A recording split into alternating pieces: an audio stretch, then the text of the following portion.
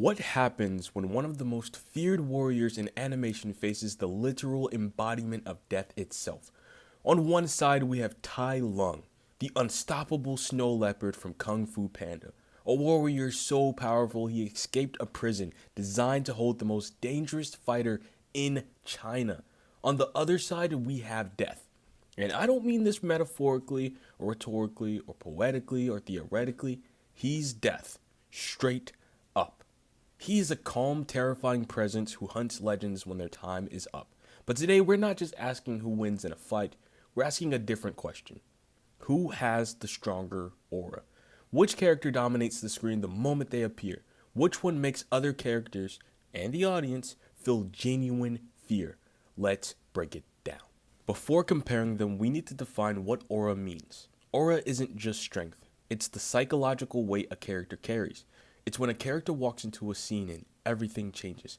The room gets quieter, the music shifts, other characters start acting differently. An aura-heavy character doesn't need constant action to feel dangerous. The presence alone creates tension, and both Tai Lung and Death are masters of that, but they express it in very different ways. Tai Lung's aura is built on raw dominance. The first time we really see it is during the prison escape. This isn't just a breakout, it's a complete humiliation of the prison system.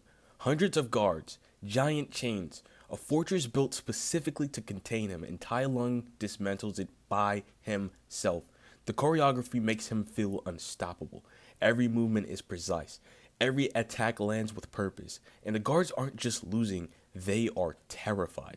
That fear builds Tai Lung's aura. But the most important moment comes later when he arrives at the Jade Palace. The Furious Five, some of the best warriors in China, try to stop him.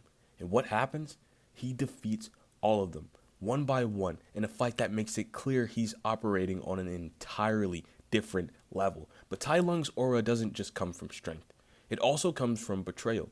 His entire identity was built around becoming the Dragon Warrior. When that dream was taken away, his anger turned into something terrifying. That emotional intensity makes him feel dangerous in a way that's almost explosive. Tai Lung's aura is like a storm.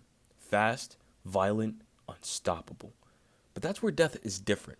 Let's talk about Death. And honestly, his aura might be one of the best villain introduction we've seen in years. He doesn't show up loud. He doesn't crash through the door. He doesn't announce himself like most villains. Instead, you hear a whistle. That slow, eerie whistle in the bar scene from Puss in Boots. Up until that moment, Puss had been completely untouchable. He's dancing through fights, making jokes, embarrassing everyone who challenges him. Classic legendary hero behavior. Then Death walks in, and suddenly everything changes. This is the first time that we hear that now iconic whistle. That's the first sign of Death's aura. He doesn't need to attack immediately. After that point, Puss feared for his life. Just his presence alone made the most confident character in the movie start second-guessing himself. And then comes to that line that made the entire internet pause for a second. I'm Death. Straight up. No dramatic speech, no villain monologue, just straight confidence. But what really makes Death terrifying is how calm he is. Most villains try to overpower their opponents. Death doesn't rush. He doesn't chase. He doesn't get emotional. He just slowly walks forward like someone who already knows how this story ends. Because to him, it does. Even when Puss runs away, Death doesn't look frustrated. He almost looks amused, like a hunter watching prey try to escape when he already knows they can't run forever. That's what makes his aura different. Tai Lung feels like the strongest guy in the room, but Death feels like something bigger than the room itself.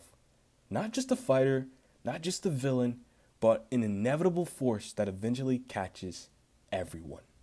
Now we ask the big question. So, which aura is stronger? Let's compare. Tai Lung's aura is built on overwhelming skill, dominates through physical superiority, intimidates through destruction, feels explosive and aggressive. Now, Death's aura is built on psychological terror, dominates through inevitability, intimidates through calm control, feels quiet and unstoppable. Tai Lung makes you think no one can stop this guy, but Death makes you think no one escapes this guy. And that difference is huge. Tai Lung feels like the strongest warrior alive, but Death feels like a force of nature. If we're talking about pure combat aura, Tai Lung is one of the most intimidating animated villains ever created. His presence in a fight is explosive and overwhelming, but when it comes to psychological aura, Death might be on an entirely different level. He doesn't just scare characters, he changes them. Puss goes from arrogant and fearless to questioning his entire life.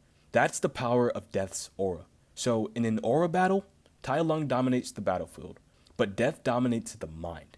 And depending on how you define aura, that might make him the most intimidating character in modern animation. But now, I'm curious what you think. If these two walked into a same room, whose aura takes over first?